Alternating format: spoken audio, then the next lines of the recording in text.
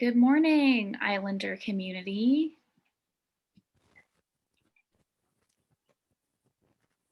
We will get started here in just a couple of minutes, or maybe just 1 minute,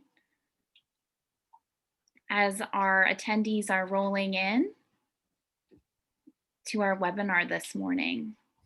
Thanks for your patience in the waiting room for a couple of minutes, as you might have been.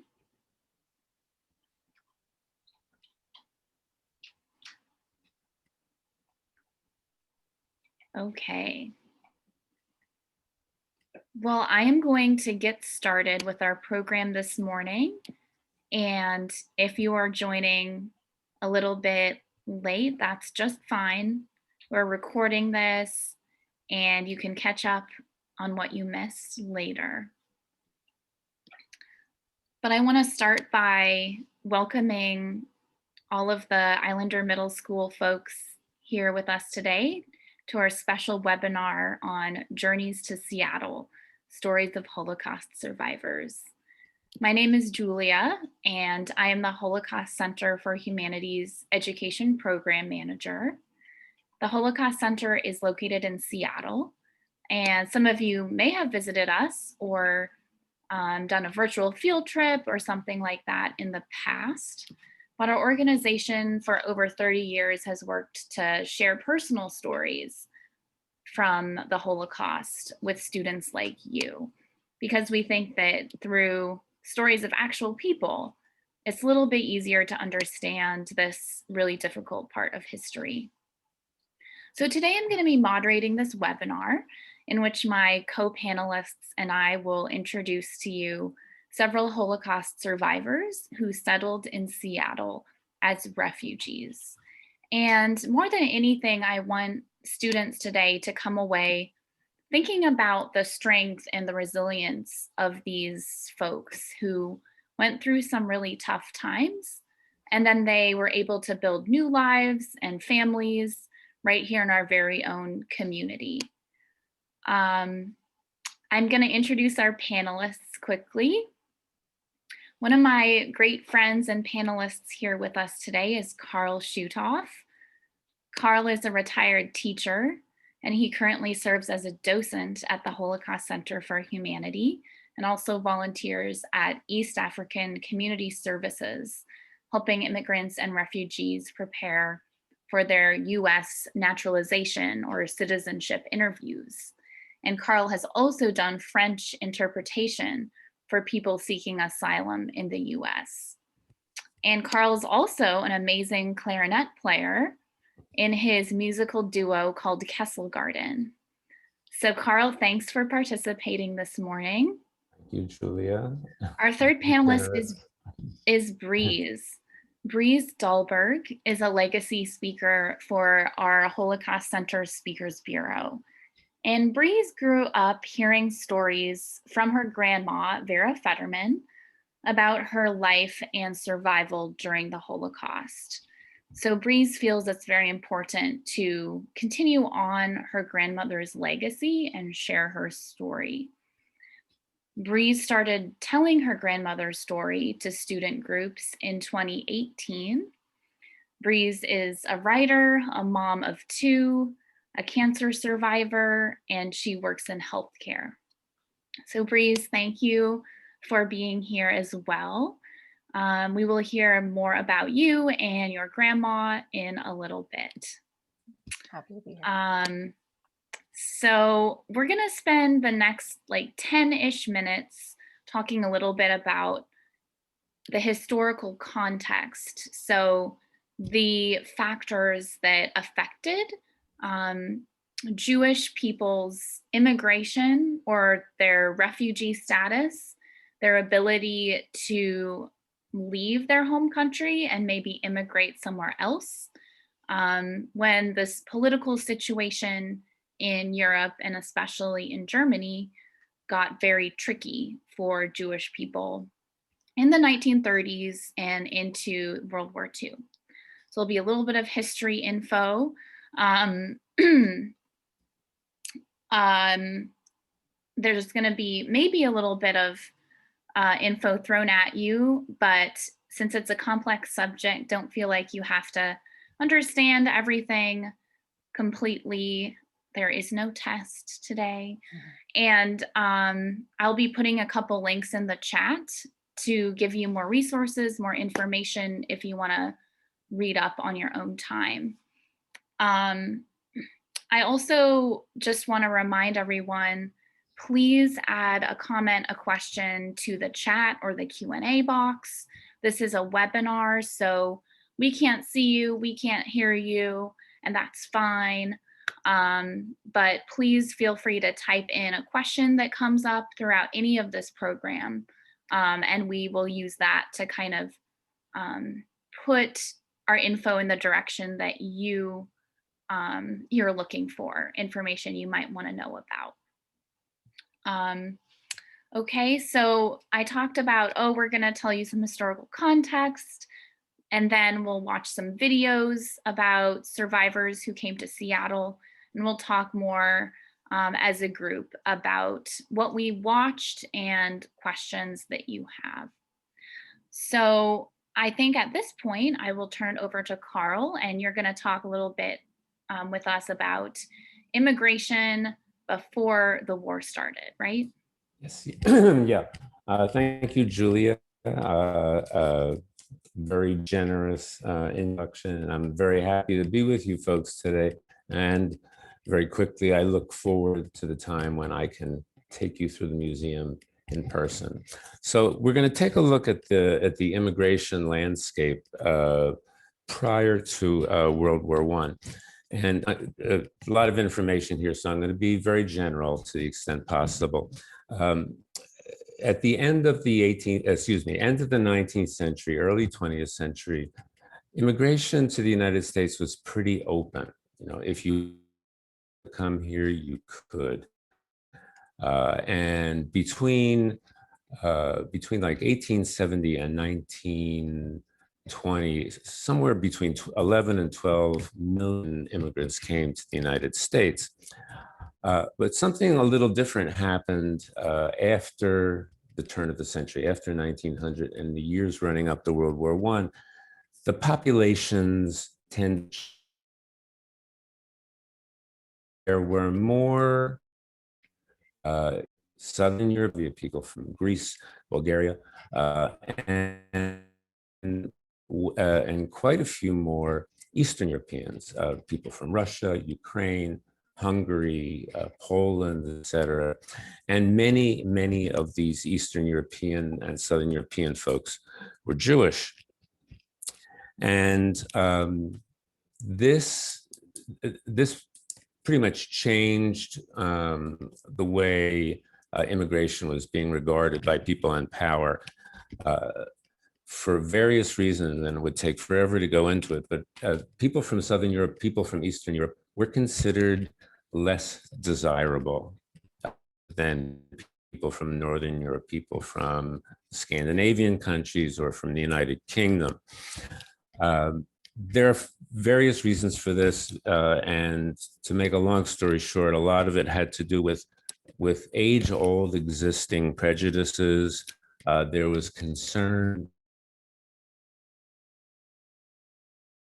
jobs away. There was also concern that these people would become a public charge, that they would be a drain on resources, on government resources. And there was also the influence of a false science, a pseudoscience called eugenics. And you'll learn more about that as you study the Holocaust. Long story short, there was a belief that certain peoples, certain populations were inferior to others. And there were strong feelings about these people being in the country. So we went from having a pretty open system to some radical changes that took place right around 1921. 1921 was a law was passed called the Quota Act. And that quota is like a limitation. And so a very severe limit was placed on people coming into the United States. And in 1924, it was reduced even further. In 1924, that you have the Immigration Act of 1924 that limited people coming from any country to 2% of what that country's representation in the United States was in 1890. And I know that sounds a little crazy. Here's an example. If there were 100,000 Russians in the United States in 1890, in 1924, only 2,000 would be permitted to enter. That's a drastic cut in the number of people that were allowed to come. And this affected Jewish people disproportionately. Now, what about the Jews living in Germany? Did this affect them too? Yes, it did. However, the Jews living in Germany up until the time Hitler came to power really had little desire to leave. The Jews in Germany were very well assimilated, very much a part of German civilization, German culture. They, in many ways, saw themselves as being German before they were Jewish. That all changed, obviously, in 1933, when Hitler was appointed Chancellor of Germany. Anti-Jewish laws were enacted from the get-go, and in particular, the Nuremberg laws of 1935, which actually stripped Jews of their German citizenship. So it became more incumbent upon the Jewish population of Germany to try to get out. And while the Nazis certainly wanted the Jews to leave, that was forced emigration was kind of the policy. It was very hard for a Jew to get out of Germany at that time. And the reason why is because most of the countries in Europe had pretty much closed their doors to Jews. In the United States, excuse me for just a sec. The United States established a list of documents that people would need in order to gain entry. And I think Julia might be able to just screen share that with you. The list of everything that you need just to get a visa to leave is as long as my arm. And if you can see this, so it's not too small, 5 copies of the visa application, 2 copies of the applicant's birth certificate. By the way, 1930, there was no Xerox. It could take months and months just to get an official copy. And some of these documents, if you look further down, and we can send this to you and make sure that you have this document, some of these documents were practically, for all intents and purposes, impossible to get. So on the one hand, the Nazis wanted the Jews out. On the other hand, they made it very difficult for them to leave.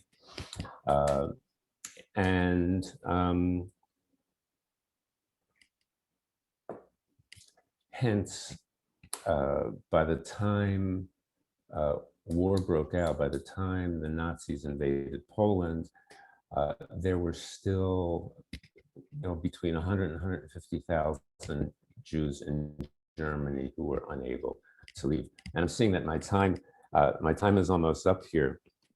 So I've given you a lot of history in a very short period of time. And if I were to summarize it into 1 or 2 sentences, suffice it to say that most countries, European countries, the United States, made it legally impossible for Jews to get out at a time when they were obviously in great peril. So to be continued at some other time, and I'm going to hand it over to Julia now. Thank you, Carl.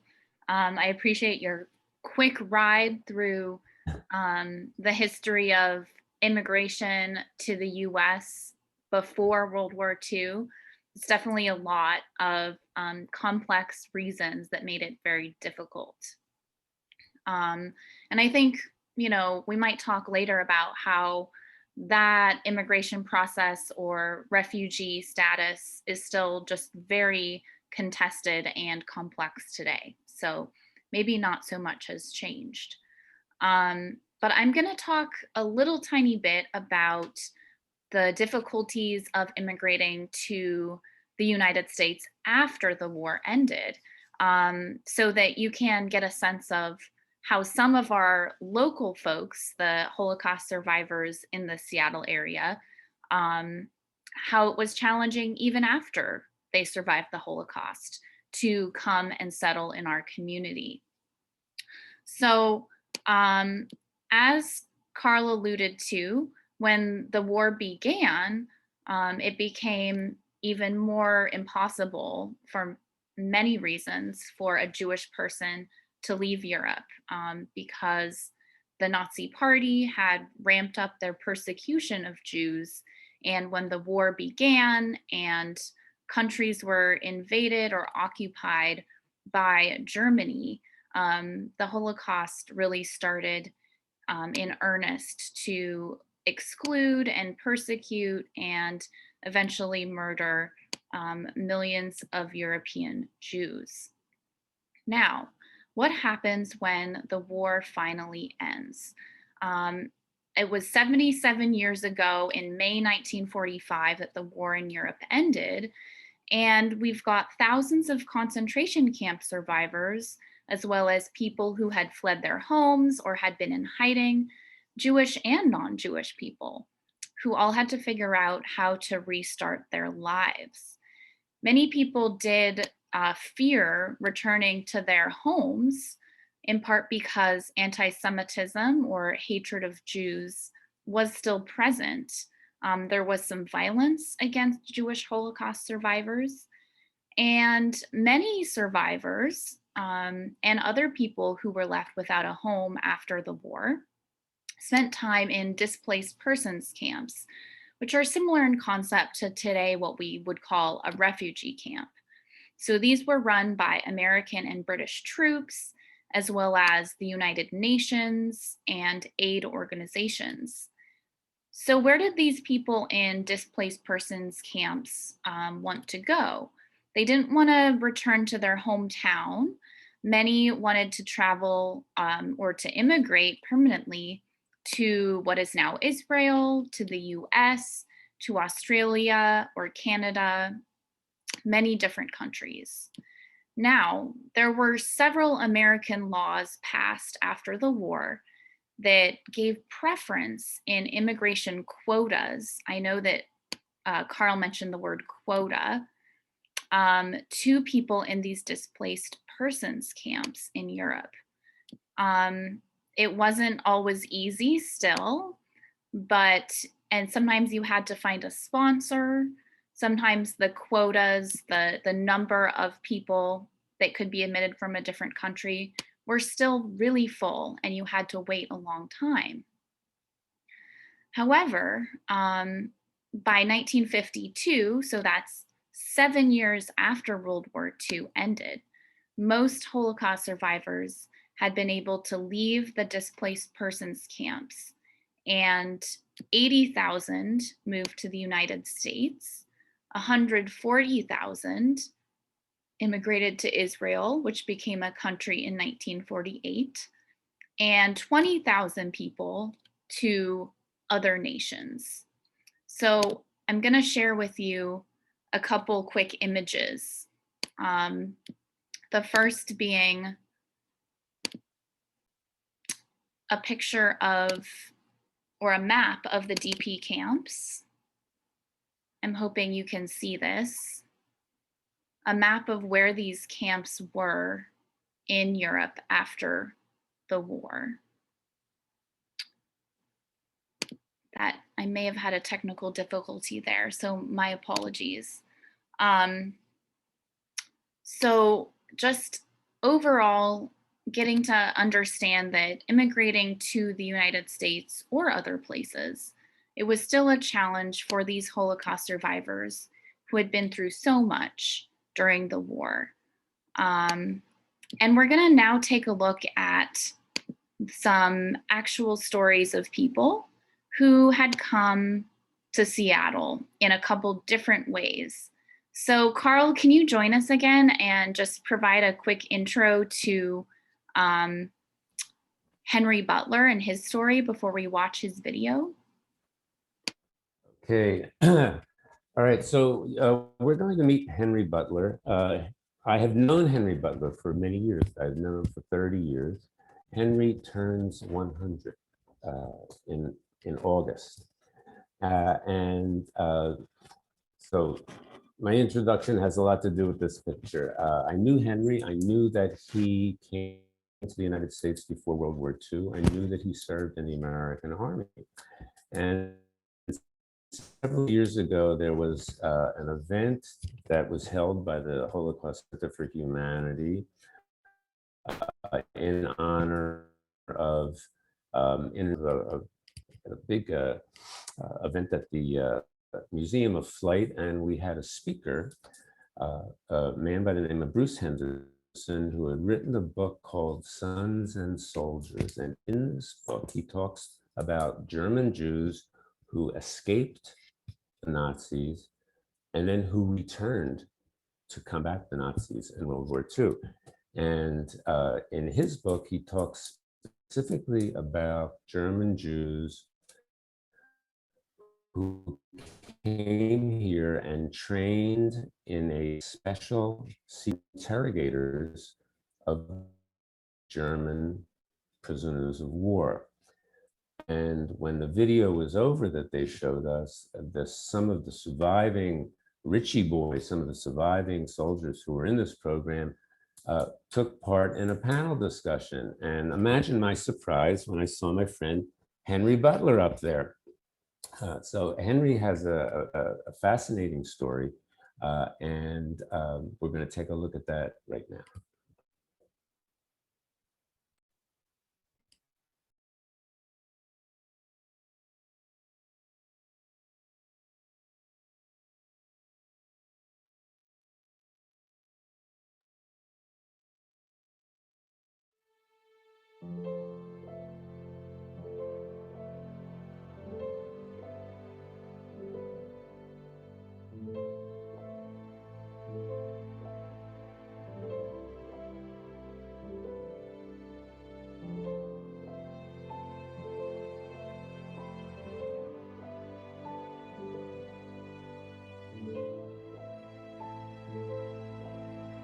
Henry Butler was born Hans Buchsbaum in August 1921. The Buchsbaums, a tight-knit German-Jewish family, fled the Nazi regime in the 1930s. Henry immigrated to New York, where he was drafted into the U.S. Army in December 1942. As a native German speaker, Henry was selected to train at the secret Fort Ritchie Military Intelligence Training Center in Maryland. He and thousands of others returned to their homeland to help defeat the murderous regime they had fled. Called Ritchie Boys, they used their German skills to interrogate prisoners on the front lines with the Third Army. Henry was discharged from the Army in October 1945. He moved to California, where his parents had settled. In 1947, Henry met Olga Meyer, another Jewish refugee from Germany. They quickly fell in love and were married on August 8th. That afternoon, they set out for the Pacific Northwest, which became their home. They had 2 sons, Ron and Steve, and built full lives in Seattle. Avid travelers, the Butlers took countless trips across the world.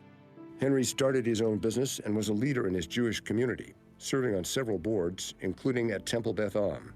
Henry and Olga remain active members of the Seattle community.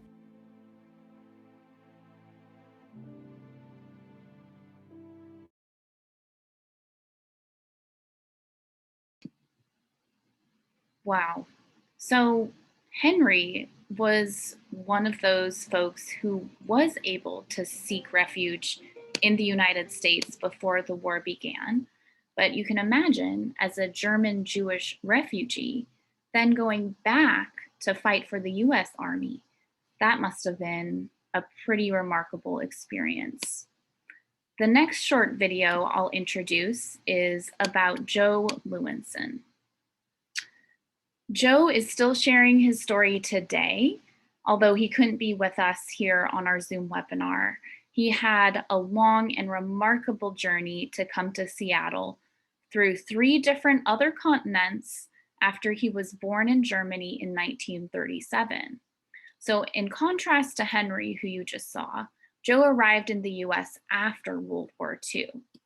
Now let me get his video up and you'll learn a little bit about Joe.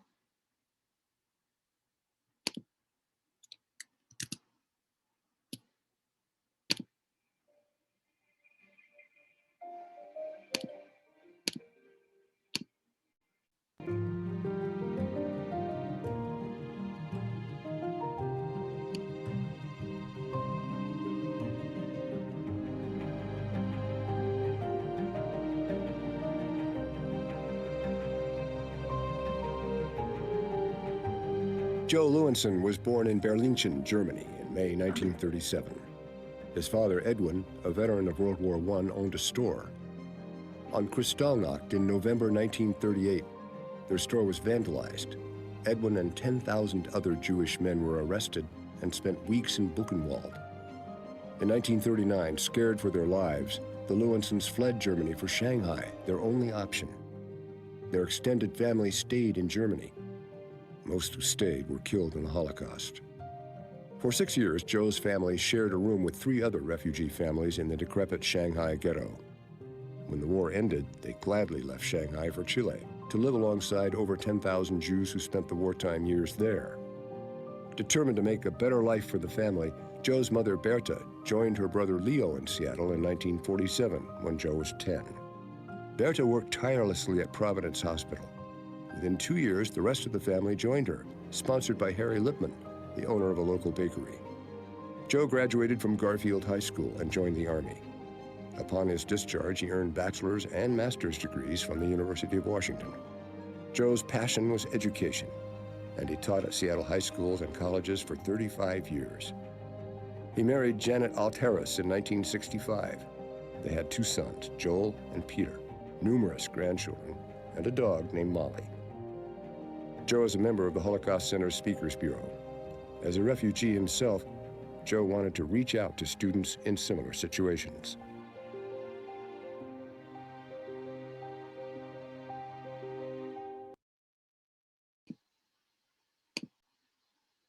So as you can probably see, Joe's experience was super different from Henry's, but 2 refugees, 2 different journeys, and they both ended up here.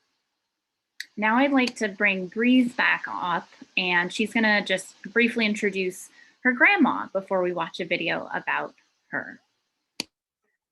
Yes, so my grandmother, Vera Frank Fetterman, came here on scholarship to the University of Washington through the Hillel Scholarship. So she was on the Speakers Bureau for the Holocaust Center for Humanity for years, and a long time advocate for Jewish voices and Holocaust remembrance stories. So I'll let Julia play the video now.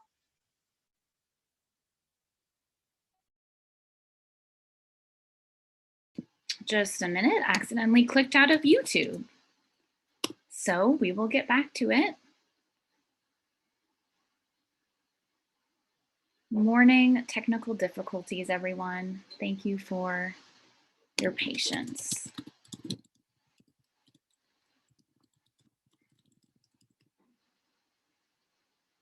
All right.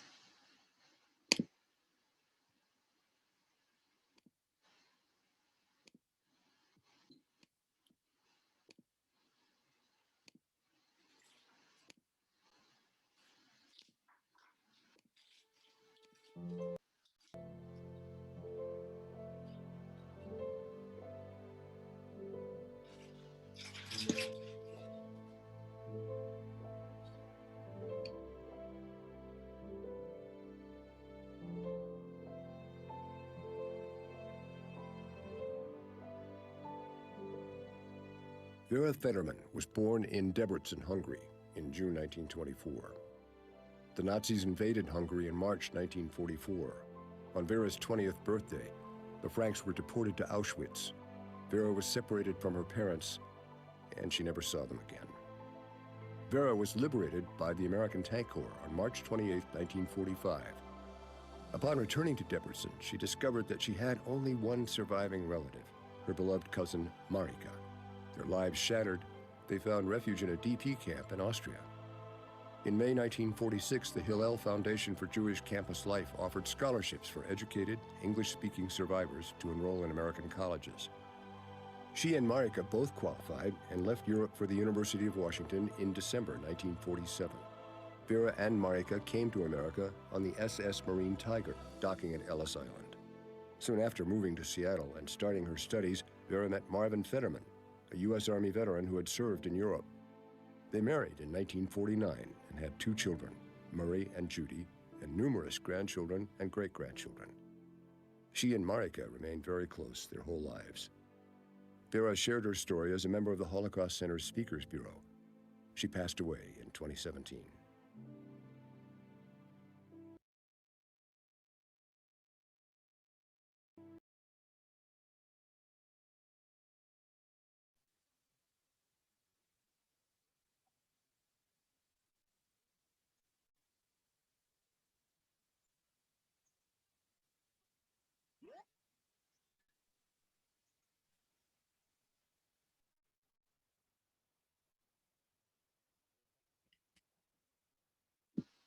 Right. So Breeze and Carl, thanks for rejoining me, and we'll spend the rest of our webinar chatting and also fielding questions. So students, if anything you've seen or heard so far brings up a question for you, please don't hesitate to type it in, and we would love to talk about what you want to know.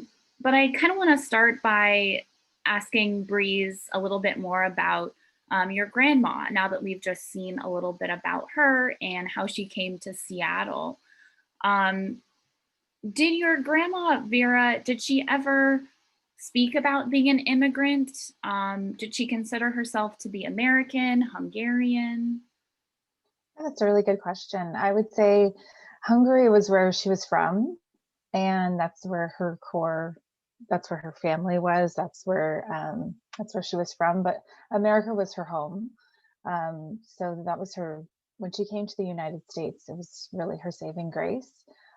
She knew that when she was liberated by American soldiers and then had interactions with American soldiers in the DP camps, she really knew that this was the type of people and lifestyle, and she had a free spirit energy about her when she was a child, and she felt that again when she was around these American soldiers, and with this freedom of kind of speech and expression, and she felt that again, and she really wanted to come to America. So even though she went back to Debrecen to find there was, all their homes were taken away, so there was no home for her there anymore, along with the other survivors that she traveled with from Debrecen to Budapest. And so she knew she wanted to come to America. So she saw herself as American.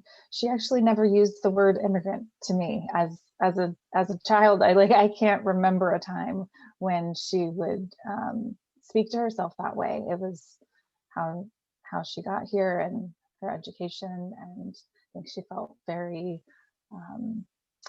saved in that way, and then also honored to be here. She very much respected America and what the United States was providing for her. Did your grandma become a U.S. citizen? She did, yes, and I don't have the date of that, but I know that we do have a document of her citizenship. So it was within, I'm sure, a few years of her coming here. Mm-hmm.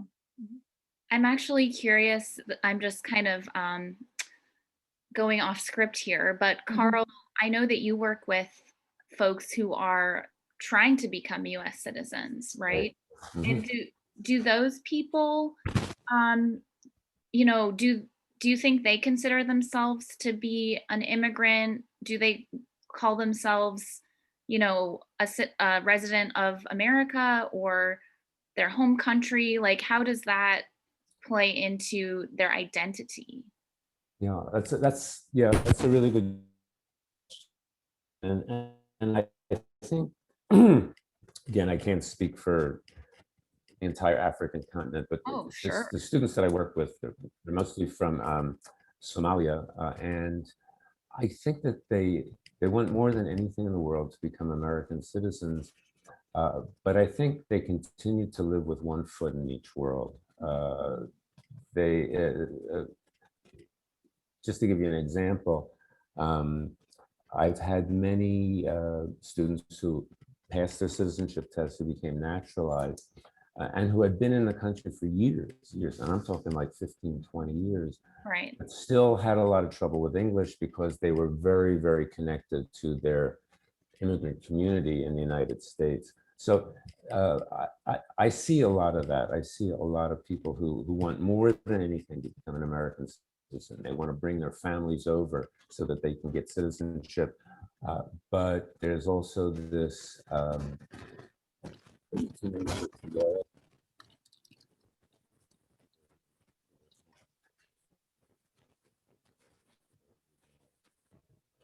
Carl, we may have lost your audio for a second. oh, Oh, I think You're you're back. You're back. okay, where did I go out? You were talking about the folks you work with having a strong connection to their immigrant community. Yeah, they still have a strong connection. Even to the extent that after many years, you need to spend a lot of time on English so that they can make sure that they understand all the questions and read all the questions in the application and in the interview.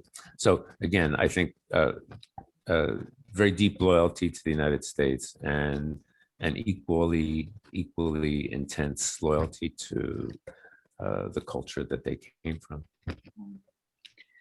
And so going back to Breeze, tell me about your grandmother's experience after she came here with anti-Semitism. Do you know if she experienced any anti-Semitism in the United States? You know, it's not something she talked about. I think that she focused on elevating the Jewish voices and the Jewish and immersing herself in Jewish community, the Jewish Community Center on Mercer Island. She was definitely involved. We even went to camp there, and we, swam in the pool, and she would do aerobics there twice a week.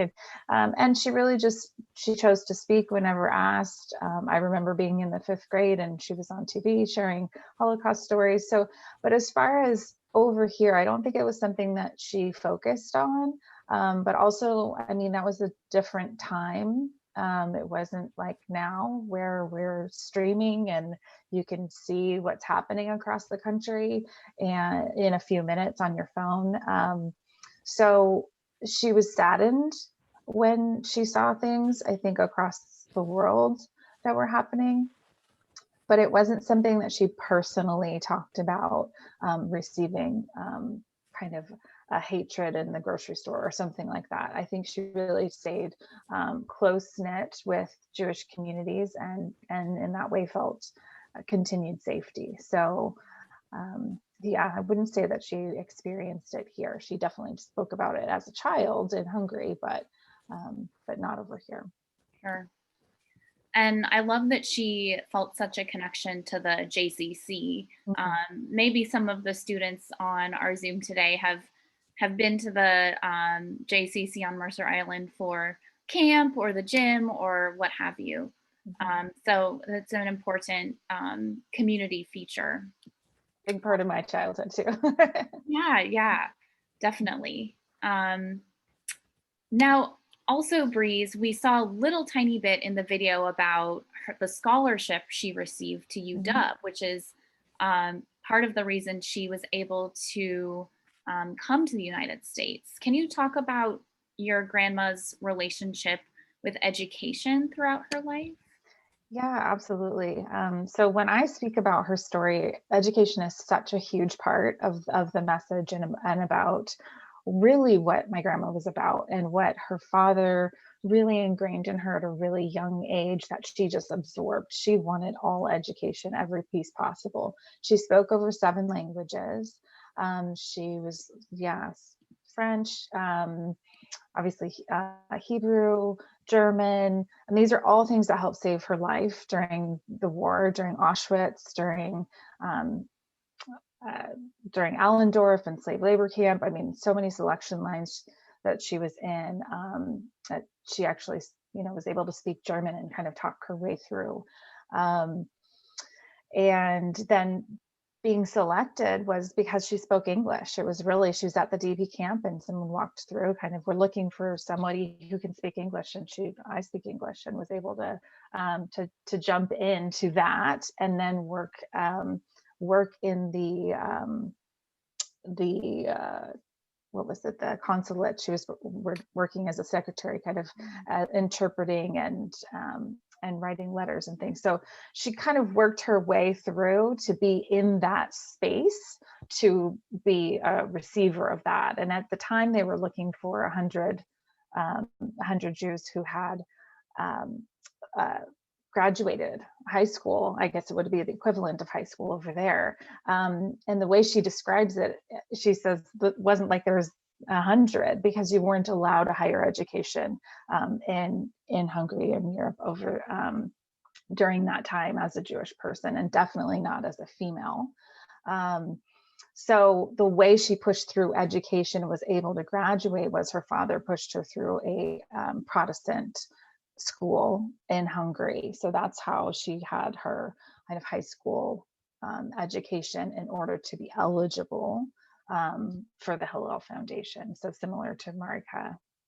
And then she just continued education. It was so important to her. So UW classes throughout her life, for sure. I just remember her taking some random history class or geography. She traveled the world with my grandpa too. So it was just a really, really big part of her life. And she definitely pushed that for us as well as kids. So.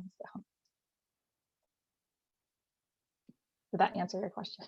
Oh yeah. I mean, okay. To think about your grandma's,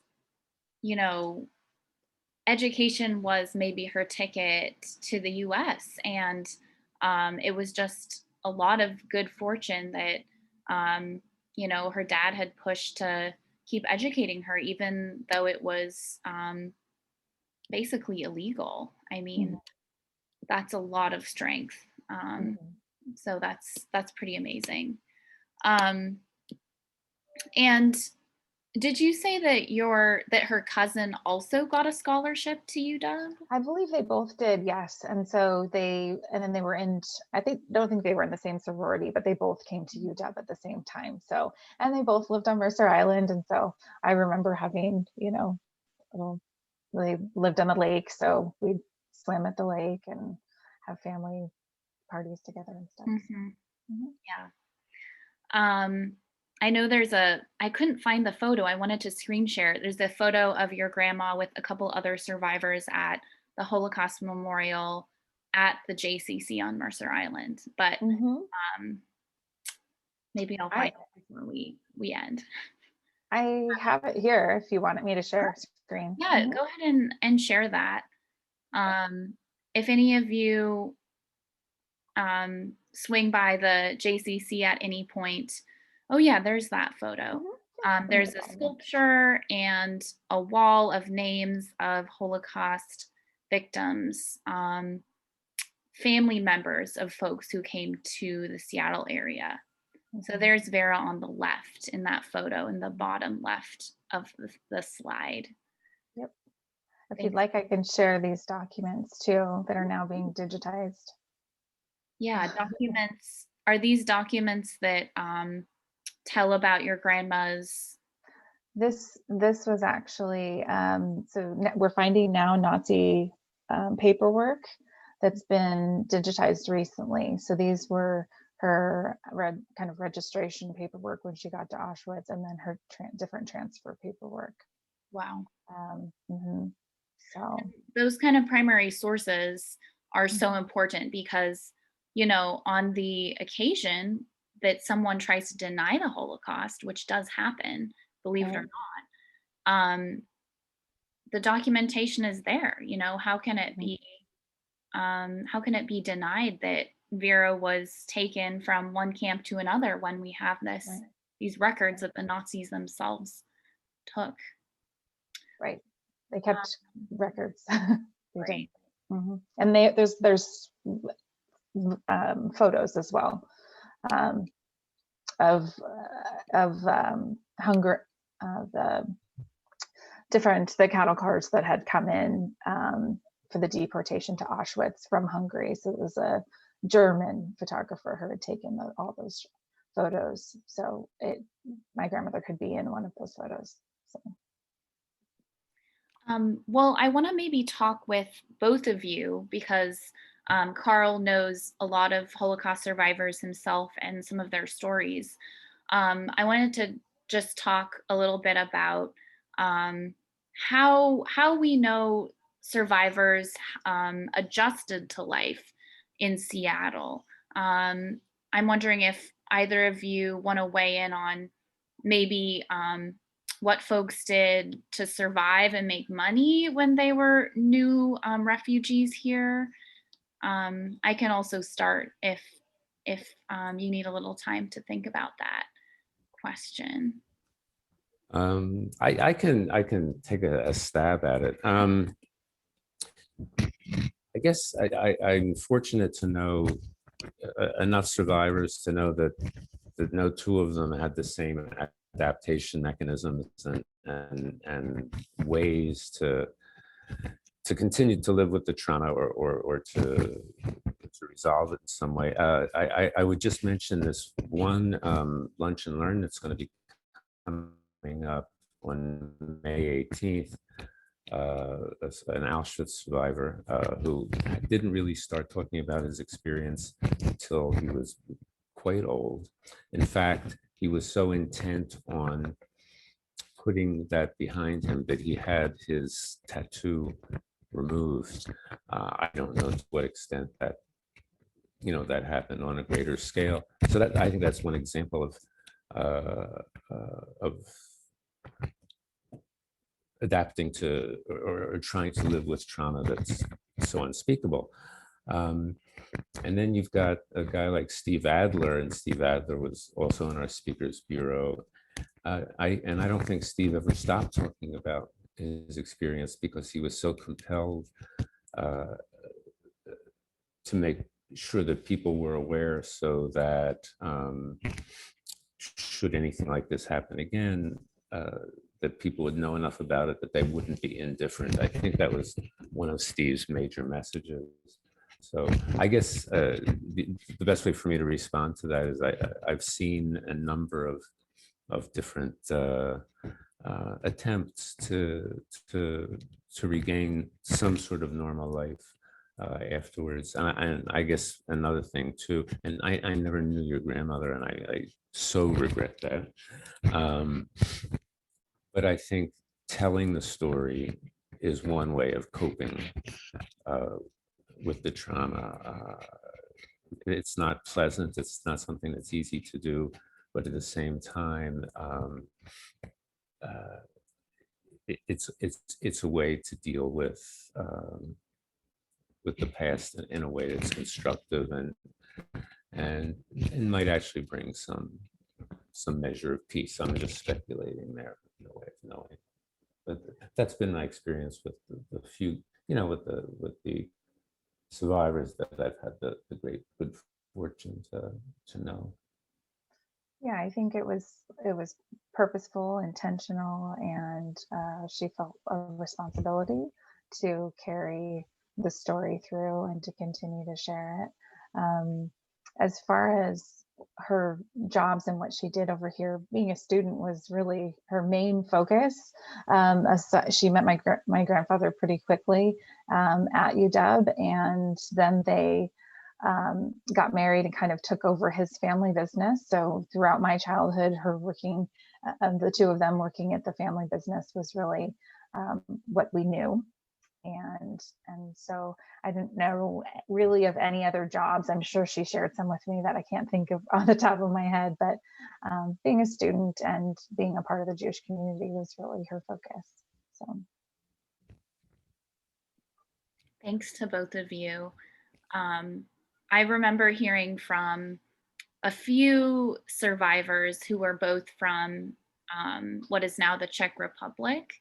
They were able to kind of, support each other when they came to Seattle. And a couple different folks from the same town back in Europe who kind of followed each other here and knew they would have, you know, a support system, and even worked in the same chicken farm, which was, I think, was in Bellevue at the time. If you can imagine there being farms in Bellevue, there were, you know, in the 40s and 50s, you know, people, and this is the story of immigrants or refugees in our communities today.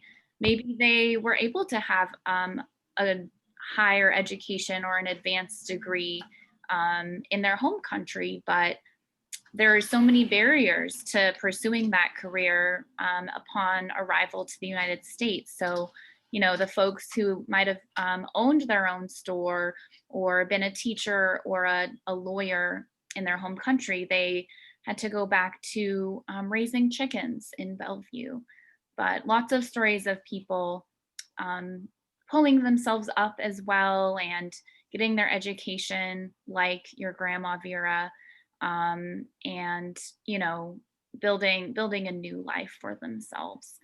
I know we watched a little bit about Joe Lewinson, and he talks about, he went to high school. He started at UW and then he dropped out. He always talks about how he didn't really care about school. He had a lot of trouble. You know, English was his fourth language that he had to learn after German, Chinese dialect, and Spanish. And so he just got so frustrated in school, you know, he decided he wanted to drop out. He joined the Army, and then eventually he went back to UW, you know, and he always talks about how any barrier, you know, if you work hard and you put your mind to it, you can overcome it. And I see that in a lot of the survivors who are in our community in Seattle. Now, I'm hoping we get a couple questions from folks in the audience. I would love to address questions that you guys have, but we also are prepared to talk about these topics on our own for quite a long time. I know we could go on and on. I was wondering if I could ask the two of you to both maybe reflect on how the immigration experiences of survivors are still relevant to us today. You know, I mentioned that the war in Europe ended 77 years ago, which sounds like a long time, but, you know, it's not, in the scheme of history, it's just yesterday. And I know both of you work with immigrants, with refugees in your own lives. Like, how do you see things being paralleled for us in 2021? Kind of a big question, but. Yeah. I guess with my limited experience, I've known immigrants and asylees who experienced difficulty and who experienced trauma in their home countries that was, I don't, you know, I hesitate to say comparable. You can't compare one unspeakable situation with another unspeakable situation. Suffice it to say, most of the people that I've worked with at East African Community Services came from countries that were torn apart by civil war, by famine, by prejudice. I recently interpreted in French for a young man from a French-speaking African country who was gay and who had to convince the judge at the hearing that if he returned to his country, his life would be in peril. So the people that I have seen are coming over in circumstances that are not unlike what a lot of Eastern European Jews experienced in terms of what would happen to them if they didn't leave. folks facing violence in their home countries. Yeah. Right. And from the healthcare side of things, we work with immigrants and refugees as they come and make sure they have the healthcare, because there's so many different stigmas, especially around mental health or around even just fear of physicians or fear of that process. We're a safe zone for healthcare. So we work primarily in the South King County region. And just last year, we helped over 1,000 immigrants and refugee families, and in 29 different languages, and offer them resources in the Seattle area and around here that can help them find housing, help them find what they need in order to have a healthy life here. So, and most of them are coming from places that we really need to embrace them as in asylum here. So, No, I would just add that we're talking about immigration today, and we talk about immigration pre and post war, and I guess I would want the students to understand that immigration has always been a very controversial issue. There have always been strong feelings both for and against.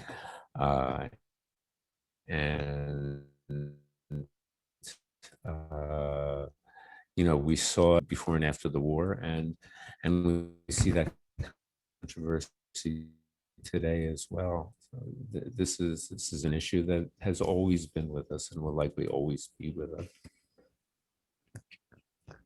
Yeah, I wanted to show a couple statistics to kind of understand or see the scope of refugees or displaced people today, which is, as you can see, that graph is getting higher. So yeah, it's a really tough thing to contend with, but the more that we stay aware of what's in the world and learn about these things and learn about the context of the past and how history informs what's still happening today, well, it's one of the best things we can do. So it's 9:30, which means our hour with you has come to an end. I want to thank all the students who joined us. I want to thank Amanda at Islander Middle School for setting this up. And I want to especially thank Breeze and Carl for sharing your insights and your memories and all the knowledge that we could experience together. So thanks for being here with me on Zoom this morning.